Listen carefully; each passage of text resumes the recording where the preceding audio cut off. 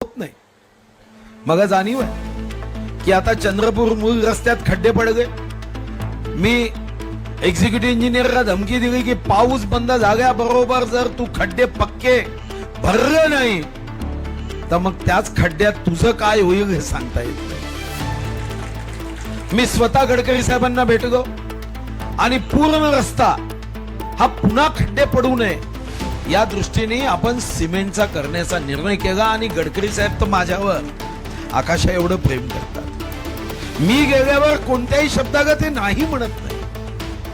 मला आठवतं की इथं आमचे पदाधिकारी पहिल्यांदा रेल्वे गेट बंद राहत नव्हतं, पण आमचे पदाधिकारी म्हणाले भाऊ आता इथूनही खूप रेल्वे धावत असल्याने रेल्वे गेट बंद असतं, रेल्वे ओव्हरब्रिज झालं पाहिजे।